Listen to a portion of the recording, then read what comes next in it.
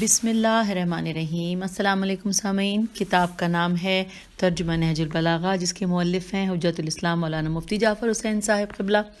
اور جیسا کہ آپ سب جانتے ہیں کہ ہم کس یوٹیوب چینل پہ بیٹھے ہیں، بالکل صحیح آپ نے کہا کہ ہم کاشانہ بصیرت کے یوٹیوب چینل پہ مل کے ساتھ انتہائی اوتھینٹک بکس کو پڑھتے ہیں۔ اور آج کل ہم جس بک کو پڑھ رہے ہیں جس کا نام میں نے آپ کو بتایا کہ نہج البلاغہ، ترجمہ نہج البلاغہ، اس کے پیج نمبر 332 پر ہم ہیں اور خطبہ نمبر 115 کو ہم پڑھنے جا رہے ہیں، اور یہ پارٹ ہے 36۔ تو ہم پارٹ 36 میں اب خطبہ نمبر 115 کو پڑھیں گے، پارٹ 36 اور خطبہ نمبر 115۔ بسم اللہ الرحمن الرحیم۔ جس نے تم کو مال و متاع بخشا ہے، اس کی راہ میں تم اسے صرف نہیں کرتے اور نہ اپنی جانوں کو اس کے لیے خطرے میں ڈالتے ہو، جس نے ان کو پیدا کیا ہے۔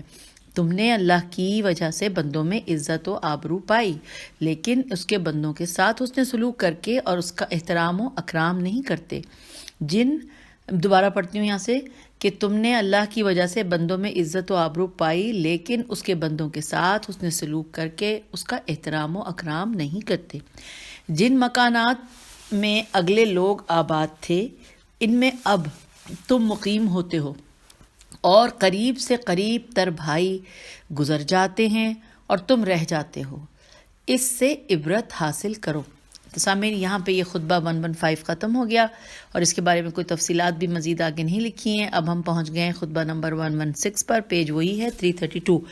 بسم اللہ الرحمن الرحیم۔ تم حق کے قائم کرنے میں میرے ناصر و مددگار ہو، اور دین میں ایک دوسرے کے بھائی بھائی ہوں، اور سختیوں میں میری سپر ہو، اور تمام لوگوں کو چھوڑ کر تم ہی میرے رازدار ہو۔ تمہاری مدد سے روگردانی کرنے والے پر میں تلوار چلاتا ہوں، اور پیش قدمی کرنے والے کی اطاعت کی توقع رکھتا ہوں۔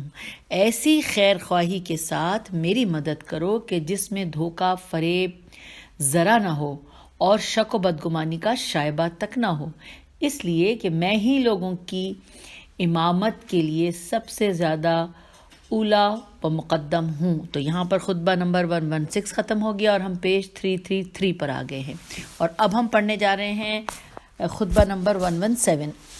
آئیے پڑھتے ہیں۔ لکھا ہے کہ امیر المومنین علیہ السلام نے لوگوں کو جمع کیا اور انہیں جہاد پر آمادہ کرنا چاہا، تو وہ لوگ دیر تک چپ رہے۔ تو آپ علیہ السلام نے فرمایا کہ تمہیں کیا ہو گیا ہے؟ کیا تم گونگے ہو گئے ہو؟ تو ایک گروہ نے کہا کہ اے امیر المومنین، اگر آپ چلیں تو ہم بھی آپ علیہ السلام کے ہمراہ چلیں گے، جس پر حضرت نے فرمایا بسم اللہ الرحمن الرحیم۔ اب یہاں سے خطبہ شروع ہو رہا ہے کہ تمہیں کیا ہو گیا ہے؟ تمہیں ہدایت کی توفیق نہ ہو اور نہ سیدھی راہ دیکھنا نصیب ہو، کیا ایسے حالات میں ہی نکلوں؟ اس وقت تو تمہارے جوان مردوں اور طاقتوروں میں سے جس شخص کو میں پسند کروں اسے جانا چاہیے۔ میرے لیے مناسب نہیں کہ میں لشکر، شہر، بیت المال، زمین کے خراج کی فراہمی، مسلمانوں کے مقدمات کا تصفیہ اور مطالبہ کرنے والوں کے حقوق کی دیکھ بھال چھوڑ دوں، اور لشکر لیے ہوئے دوسرے لشکر کے پیچھے نکل کھڑا ہوں، اور جس طرح خالی ترکش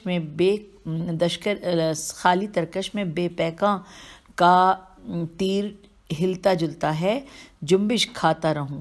میں چکی کے اندر کا وہ قطب ہوں کہ جس پر وہ گھومتی ہے، جب تک میں اپنی جگہ پر ٹھہرا رہوں، اور اگر میں نے اپنا مقام چھوڑ دیا تو اس کے گھومنے کا دائرہ متزلزل ہو جائے گا، اور اس کا نیچے والا پتھر بھی بے ٹھکانے ہو جائے گا۔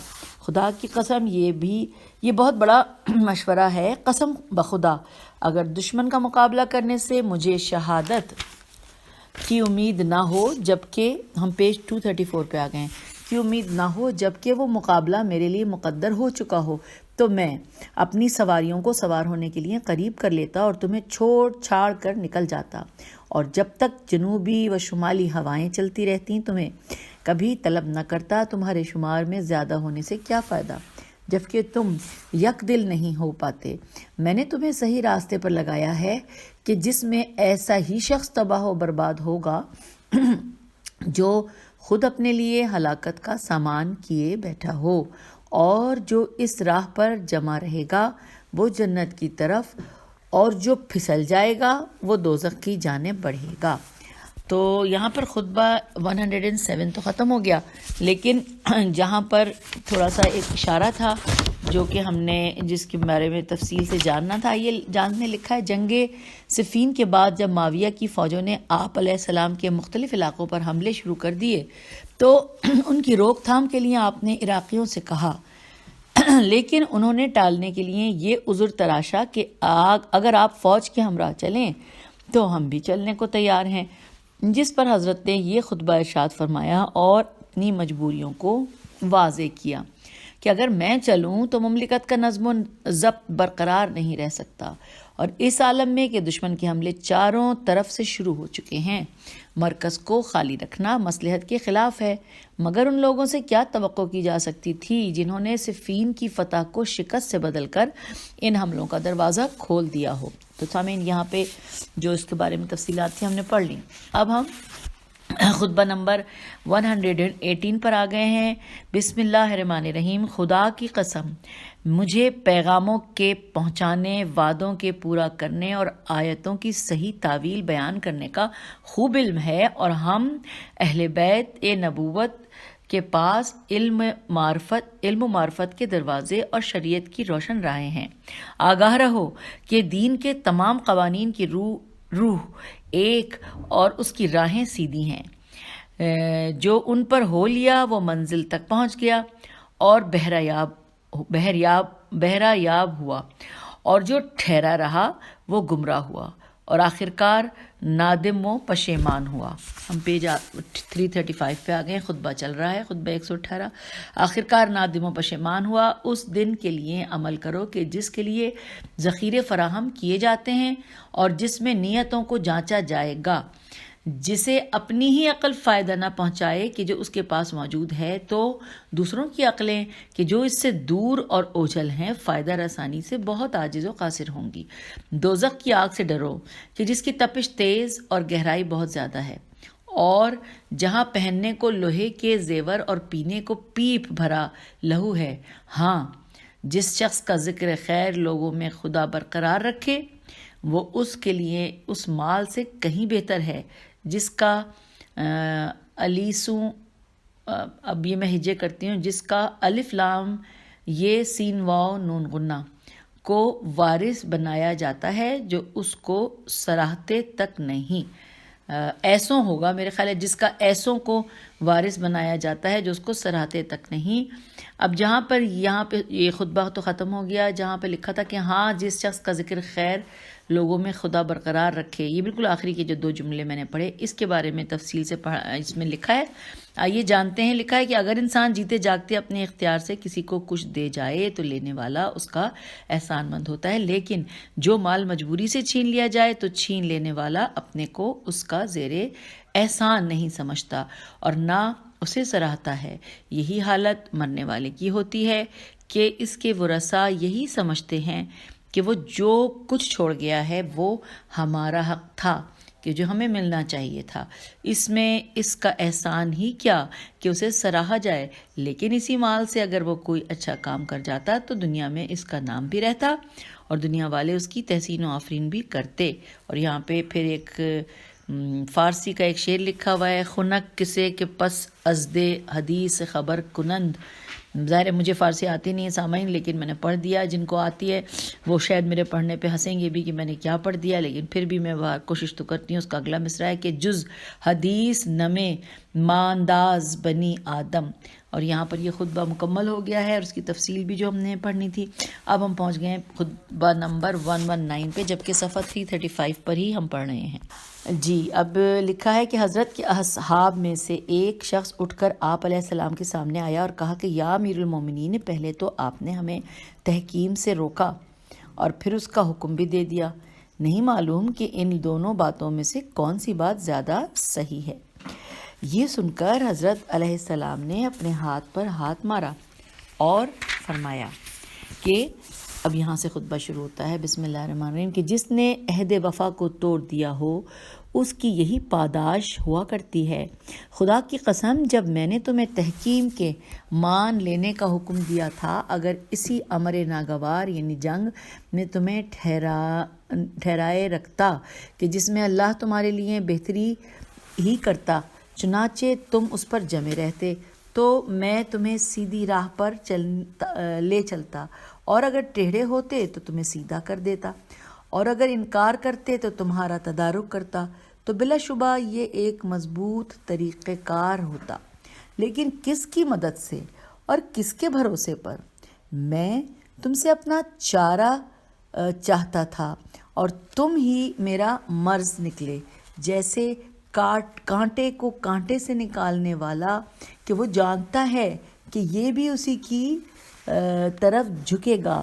خدایا، اس موذی مرض سے چارہ گر عاجز آ گئے ہیں، اور اس کنویں کی رسیاں کھینچنے والے تھک کر بیٹھ گئے ہیں۔ وہ لوگ کہاں ہیں؟ جہاں پہ لکھا ہے نا سامعین یہ کہ وہ لوگ کہاں ہیں، اس کو ہم نے حاشیے میں پڑھنا ہے، ساتھ ہی پڑھ لیتے ہیں کیونکہ نہیں بعد میں پڑھیں گے، جو میں نے آگے دیکھا تو تھوڑا سا لمبا ہے، لیکن ابھی پہلے ہم یہ مکمل کرتے ہیں خطبہ۔ جی لکھا ہے، وہ لوگ کہاں ہیں کہ جنہیں اسلام کی طرف دعوت دی گئی تو انہوں نے اسے قبول کر لیا اور قرآن کو پڑھا تو اس پر عمل بھی کیا، جہاد کے لیے انہیں ابھارا گیا تو اس طرح شوق سے بڑھے جیسے دودھ دینے والی اونٹنیاں اپنے بچوں کی طرف، انہوں نے تلواروں کو نیاموں سے نکال لیا اور دستہ بدستہ اور صف بصف بڑھتے ہوئے زمین کے اطراف پر قابو پا لیا۔ ان میں سے کچھ مر گئے، کچھ بچ گئے۔ نہ زندہ رہنے والوں کے پژمردہ سے وہ خوش ہوتے ہیں اور نہ مرنے والوں کی تعزیت سے متاثر ہوتے ہیں۔ رونے سے ان کی آنکھیں سفید، روزدن سے ان کے پیٹ لاغر، روزوں سے ان کے پیٹ لاغر، دعاؤں سے ان کے ہونٹ خشک اور جاگنے سے ان کے رنگ زرد ہو گئے تھے، اور فروتنی و عاجزی کرنے والوں کی طرح ان کے چہرے خاک آلود رہتے تھے۔ پیج 337۔ خاک آلود رہتے تھے، یہ میرے وہ بھائی تھے جو دنیا سے گزر گئے، اب ہم حق بجانب ہیں، اگر ان کی دید کے پیاسے ہوں اور ان کے فراق میں اپنی بوٹیاں کاٹیں۔ بے شک تمہارے لیے شیطان نے اپنی راہیں آسان کر دی ہیں، وہ چاہتا ہے کہ تمہارے دین کی ایک ایک گرہ کھول دے اور تم میں یکجائی کے بجائے پھوٹ ڈلوائے۔ تم اس کے وسوسوں اور جھاڑ پھونک سے منہ موڑے رہو اور نصیحت کی پیشکش کرنے والے کا ہدیہ قبول کرو اور اپنے نفسوں میں اس کی گرہ باندھ لو۔ تو یہ میں نے پڑھ دیا، خطبہ مکمل ہو گیا۔ اب آئیے، اب ہم پڑھتے ہیں جو تفصیل جہاں پہ لکھی تھی، جو اس وقت میں نے آپ کو بتایا تھا، میں دوبارہ سے اس کو بتا دیتی ہوں کہ یہ جہاں ہم نے یہ پڑھا تھا کہ وہ لوگ کہاں ہیں کہ جنہیں اسلام کی طرف دعوت دی گئی۔ اب دیکھیے، اب ہم یہاں پڑھتے ہیں، لکھا ہے امیر المومنین علیہ السلام کے پرچم کے نیچے جنگ کرنے والے گو آپ علیہ السلام ہی کی جماعت میں شمار ہوتے تھے، مگر جن کی آنکھوں میں آنسو، چہروں پر زردی، زبانوں پر قرآنی نغمہ اور دلوں میں ایمانی ولولہ، پیروں میں ثبات و قرار، روح میں عزم و ہمت اور نفس میں صبر و استقامت کا جوہر ہوتا تھا، انہی کو صحیح معنوں میں شیعان علی کہا جاتا ہے۔ اور یہی وہ لوگ تھے جن کی جدائی میں امیر المومنین علیہ السلام کے دل کی بے تابیاں آہ بن کر زبان سے نکل رہی ہیں اور آتش فراق کے لو کے قلب و جگر کو پھونکے دے رہے ہیں۔ یہ وہ لوگ تھے جو دیوانہ وار موت کی طرف لپکتے تھے اور بچ رہنے پر انہیں مسرت و شادمانی نہ ہوتی تھی، بلکہ ان کے دل کی آوازیں یہ ہوتی تھیں کہ، اب یہ پھر فارسی کا ایک مصرع ہے کہ شرمندہ ماندہ ایم کے چرا زندہ ماندہ ایم۔ بس اس کے بعد نیچے لکھا ہے جس انسان میں ان صفات کی تھوڑی سی بہت جھلک ہوگی وہی متبع آل بیت آل محمد علیہم الصلاۃ والسلام اور شیعہ علی علیہ السلام کہلا سکتا ہے، ورنہ یہ ایک ایسی لام قاف توئے ہوگی جو اپنے معنی کو کھو چکا ہو اور بے محل استعمال ہونے کی وجہ سے اپنی عظمت کو گنوا چکا ہو۔ چنانچہ روایت میں ہے کہ امیر المومنین علیہ السلام نے ایک جماعت کو اپنے دروازے پر دیکھا تو قمبر سے پوچھا کہ یہ کون ہے؟ قمبر نے کہا کہ یہ امیر المومنین علیہ السلام یہ آپ کہا کہ یا امیر المومنین علیہ السلام یہ آپ کے شیعہ ہیں۔ یہ سن کر حضرت کی پیشانی پر بل آیا اور فرمایا کہ کیا وجہ ہے کہ یہ شیعہ کہلاتے ہیں اور ان میں شیعوں کی کوئی بھی علامت نظر نہیں آتی؟ اس پر قمبر نے دریافت کیا کہ شیعوں کی علامت کیا ہوتی ہے؟ تو حضرت نے جواب دیا، ترجمہ، کہ بھوک سے ان کے پیٹ لاغر، پیاس سے ان کے ہونٹ خشک اور رونے سے ان کی آنکھیں بے رونق ہو گئی ہوتی ہیں۔ تو یہ میں نے پڑھ دیا، اور یہاں پر سامعین ہم نے خطبہ بھی مکمل کر دیا، یعنی خطبہ نمبر 119۔ اور اب جب پیج نمبر 337 کو ہم مکمل کر کے آگے بڑھے تو یہاں لکھا ہے نہج البلاغہ جلد دوم، یعنی پیج 338 پر لکھا ہے۔ تو اب یہاں سے جلد دوم کا آغاز ہوتا ہے، لیکن کیونکہ ہم کھٹی کتاب ہے اور اس کے بارے میں آپ کو شروع میں بتا چکی ہوں تفصیلات، تو جب فہرست بتائی تھی تو آئیے الحمدللہ ہم نے اب یوں سمجھ لیجئے کہ اللہ کے فضل سے جلد 1 مکمل کر دی، اور اب ہم جلد 2 کی طرف آ گئے ہیں۔ اور جبکہ یہ کھٹی ہے، میں ساتھ ساتھ بتا دوں ہے کھٹی، لیکن صرف یہاں پہ لکھا ہوا ہے۔ اب ہم پیج 339 پہ خطبہ نمبر 120 پڑھنے جا رہے ہیں۔ 190 تک ہم نے پچھلے جلد نمبر اول میں پڑھ لیا، اور اب ہم جلد 2 میں ساتھ ساتھ خطبہ 120 کو دیکھیں گے۔ لکھا ہے، جب خوارج تحکیم کے نہ ماننے پر اڑ گئے تو حضرت ان کے پڑاؤ کی طرف تشریف لے گئے اور ان سے فرمایا۔ اب یہاں پہ اس سے خطبہ آغاز ہوگا کہ کیا تم سب کے سب ہمارے ساتھ صفین میں موجود تھے؟ سامعین، جہاں پہ لکھا ہے سب کے سب، اور یہ جملہ پورا اس پہ اشارہ ہے کہ ہمیں اس کے بارے میں تفصیل جا کے پڑھنی ہے۔ میں دیکھتی ہوں کہ کتنی بڑی ہے، چلیں ابھی ساتھ ہی پڑھ لیتے ہیں، وہ زیادہ بڑی نہیں ہے۔ لکھا ہے، ابن ابی الحدید نے لکھا ہے کہ یہ خطبہ 3 ایسے ٹکڑوں پر مشتمل ہے جو ایک دوسرے سے غیر مرتبط ہیں۔ چونکہ علامہ سید رضی حضرت کے خطبوں کا کچھ حصہ منتخب کرتے تھے اور کچھ درج نہ کرتے تھے، جس سے سلسلہ کلام ٹوٹ جاتا تھا اور ربط برقرار نہ رہتا تھا، چنانچہ ایک ٹکڑا ان ترک زل پر اور دوسرا ترک پتہ نہیں زال لام ہے، اور دوسرا وصبر اعلی مخزل بہرا جراح پر ختم ہوتا ہے، اور تیسرا آخر کلام تک ہے۔ چلیے ہم نے یہ پڑھ لیا، تو اب ہم دوبارہ سے پڑھنے لگے خطبہ کہ جہاں سے ہم گئے تھے تفصیلات کو پڑھنے کے لیے۔ تو یہاں لکھا ہے کہ کیا تم سب کے سب ہمارے ساتھ صفین میں موجود تھے؟ انہوں نے کہا کہ ہم میں سے کچھ تھے اور کچھ نہیں تھے۔ تو حضرت نے فرمایا کہ پھر تم 2 گروہوں میں الگ الگ ہو جاؤ، ایک وہ جو صفین میں موجود تھا اور ایک وہ جو وہاں موجود نہ تھا، تاکہ میں ہر ایک کی گفتگو سے جو گفتگو اس سے مناسب ہو وہ کروں۔ اور لوگوں سے پکار کر کہا کہ بس اب آپس میں بات چیت نہ کرو، اور خاموشی سے میری بات سنو اور دل سے توجہ کرو، اور جس سے ہم گواہی طلب کریں وہ اپنے علم کے مطابق جوں کی توں گواہی دے۔ پھر حضرت نے ان لوگوں سے ایک طویل گفتگو فرمائی۔ من جملہ اس کے یہ فرمایا کہ جب ان لوگوں نے حیلہ و مکر اور جال و فریب سے قرآن نیزوں پر اٹھائے تھے تو کیا تم نے نہیں کہا تھا کہ وہ ہمارے بھائی بند اور ہمارے ساتھ اسلام کی دعوت قبول کرنے والے ہیں؟ اب چاہتے ہیں کہ ہم جنگ سے ہاتھ اٹھا لیں، اور وہ اللہ تعالیٰ کی کتاب پر سمجھوتے کے لیے ٹھہر گئے ہیں۔ صحیح رائے یہ ہے کہ ان کی بات مان لی جائے اور ان کی گلو خلاصی کی جائے۔ تو میں نے تم سے کہا تھا کہ اس چیز کے باہر ایمان اور اندر کینہ و عناد ہے۔ اس کی ابتدا شفقت و مہربانی اور نتیجہ ندامت و پشیمانی ہے، لہٰذا تم اپنے رویے پر ٹھہرے رہو اور اپنی راہ پر مضبوطی سے جمے رہو، اور جہاد کے لیے اپنے دانتوں کو بھینچ لو اور اس چلانے والے کی طرف دھیان دو۔ اب جہاں لکھا ہے اس چلانے والے کی طرف دھیان دو، اس کے بارے میں اشارہ ہے کہ ہم پڑھیں، وہاں پہ صرف اتنا سا لکھا ہے کہ اس سے معاویہ یا عمرو بن عاص مراد ہے۔ ٹھیک ہے، جہاں پہ مولانا نے کہا ہے کہ اس چلانے والے کی طرف دھیان دو تو وہ یہ ہے۔ جی چلیے ہم خطبہ ہی پڑھ رہے ہیں۔ اب کی طرف دھیان نہ دو کہ اگر اس کی آواز پر لبیک کہی گئی تو یہ گمراہ کرے گا، اور اگر اسے یوں ہی رہنے دیا جائے تو ذلیل ہو کر رہ جائے گا۔ لیکن جب تحکیم کی صورت انجام پا گئی تو میں تمہیں دیکھ رہا تھا کہ تم ہی اس پر رضامندی دینے والے تھے۔ خدا کی قسم اگر میں نے اس سے انکار کر دیا ہوتا تو مجھ پر اس کا کوئی فریضہ واجب نہ ہوتا، اور نہ اللہ مجھ پر اس کے ترک کا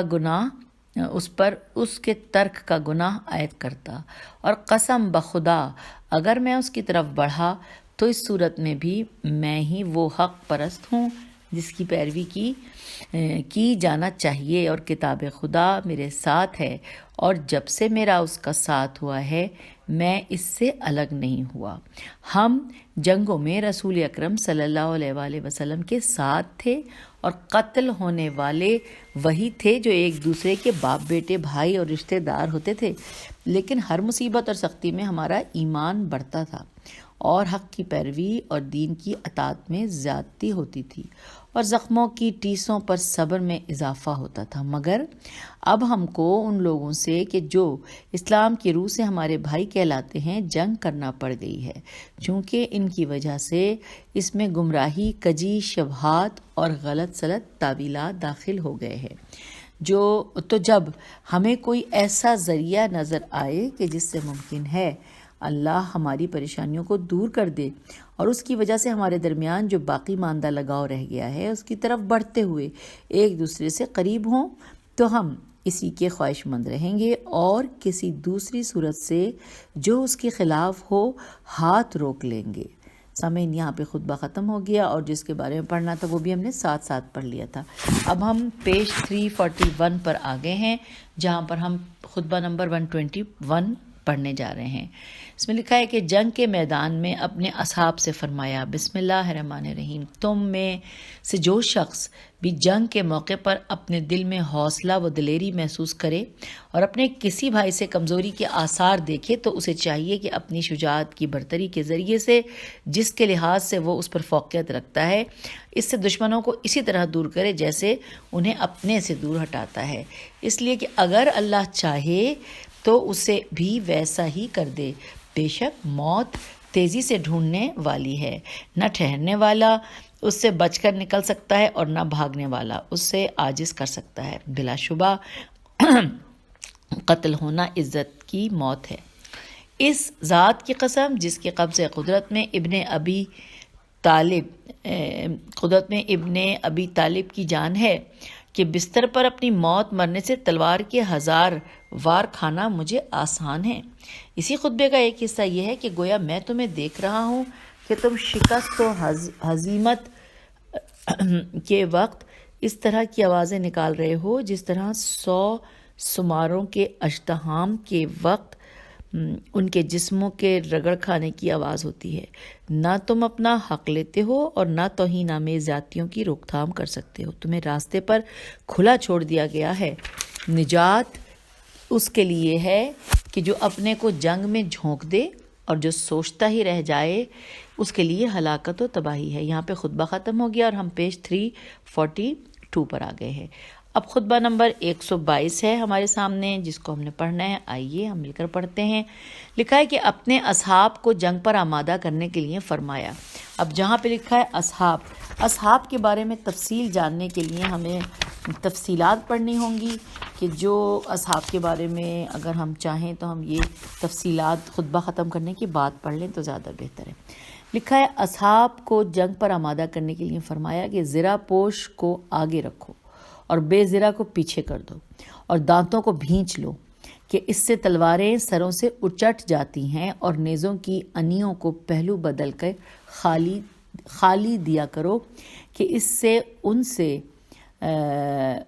ان کے رخ پلٹ جاتے ہیں۔ آنکھیں جھکائے رکھو کہ اس سے حوصلہ مضبوط رہتا ہے اور دل ٹھہرے رہتے ہیں، اور آوازوں کو بلند نہ کرو کہ اس سے بزدلی دور رہتی ہے، اور اپنا جھنڈا سرنگون نہ ہونے دو اور نہ اسے اکیلا چھوڑو، اسے اپنے جواں مردوں اور عزت کے پاسبانوں کے ہاتھوں ہی میں رکھو، چونکہ مصیبتوں کے ٹوٹ پڑنے پر وہی لوگ صبر کرتے ہیں جو اپنے جھنڈوں کے گرد گھیرا ڈال کر دائیں بائیں اور آگے پیچھے سے اس کا احاطہ کر لیتے ہیں اور پیچھے نہیں ہٹتے کہ اسے دشمنوں کے ہاتھوں میں سونپ دیں اور نہ آگے بڑھ جاتے ہیں کہ اسے اکیلا چھوڑ دیں۔ ہر شخص اپنے مد مقابل سے خود نپٹنے اور دل و جان سے اپنے بھائی کی بھی مدد کرنے اور اپنے حریف کو کسی اور بھائی کے حوالے نہ کرے کہ یہ اور اس کا حریف ایک آ کر کے اس پر ٹوٹ پڑیں۔ خدا کی قسم تم اگر دنیا کی تلوار سے بھاگے تو آخرت کی تلوار سے نہیں بچ سکتے۔ تم تو عرب کے جواں مرد اور سربلند لوگ ہو۔ یاد رکھو بھاگنے میں اللہ کا غضب اور نہ مٹنے والی رسوائی اور ہمیشہ کے لیے ننگو آر ہے۔ پیج 343۔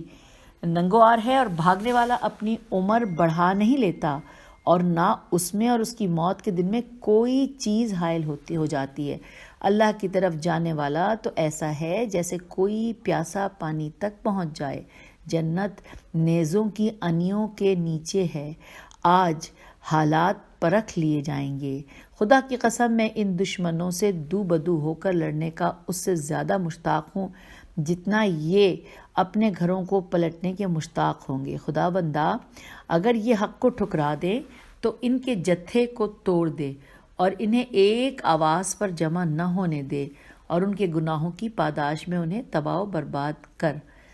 یہ اپنے موقف یعنی شر و فساد سے اس وقت تک ہٹنے والے نہیں جب تک تابڑ توڑ نیزوں کے ایسے وار نہ ہوں کہ جس سے زخموں کے منہ اس طرح کھل جائیں کہ ہوا کے جھونکے گزر سکیں، اور تلواروں کی ایسی چوٹیں نہ پڑیں کہ جو سروں کو شگافتہ کر دیں اور ہڈیوں کے پرخچے اڑا دیں اور بازوؤں اور قدموں کو توڑ کر پھینک دیں، اور پے در پے لشکروں کا نشانہ نہ بنائے جائیں، اور ایسی فوجیں ان پر ٹوٹ نہ پڑیں کہ جن کے پیچھے کمک کے لیے اور شہ سواروں کے دستے ہوں، اور جب تک کہ ان کے شہروں پر یکے بعد دیگرے فوجوں کی چڑھائی نہ ہو، یہاں تک کہ گھوڑے اس کی زمینوں کو آخر تک روند ڈالیں اور ان کے سبزہ زاروں اور چراگاہوں کو پامال کر دیں۔ سید رضی کہتے ہیں کہ دال عین قاف کے معنی روندنے کے ہیں، اور اس جملے کے معنی یہ ہیں کہ گھوڑے اپنے سموں سے ان کی زمینوں کو روند دیں، اور نواح حرار زحم سے مراد وہ زمینیں ہیں جو کہ ایک دوسرے کے بالمقابل ہوں۔ عرب اگر یوں کہیں کہ ہم پیج ختم ہو گیا ہے، ہم پیج 344 پہ آ گئے۔ ہاں جی، ہم یہاں پڑھ رہے تھے کہ عرب اگر یوں کہیں کہ منازل بنی فلاں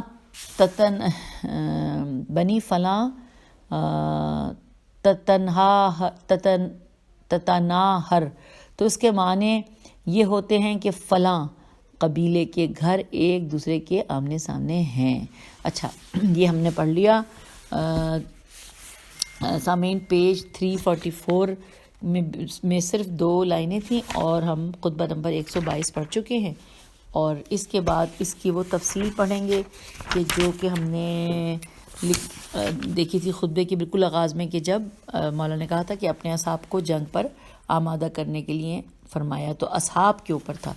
اب مسئلہ یہ بھی ہے کہ اگر ہم نے اس کی پڑھنا شروع کی تو یہ 1 2 3 4 5 6 صفحوں پر ہے، اور یہ صفحات جو ہیں یہ ابھی اس 1.5 منٹ میں تو ہم پڑھ نہیں سکیں گے، تو ایسا کرتے ہیں کہ پھر چلیے اگلی آڈیو میں آ کے ملتے ہیں۔ ٹھیک ہے، چلیں آپ بھی چائے پی لیں، کچھ اور کام کر لیں، میں بھی پھر اگلی آڈیو میں انشاءاللہ یہاں سی تفصیلات کو اگلی آڈیو میں پڑھیں گے۔ اوکے، فی امان اللہ، خدا حافظ۔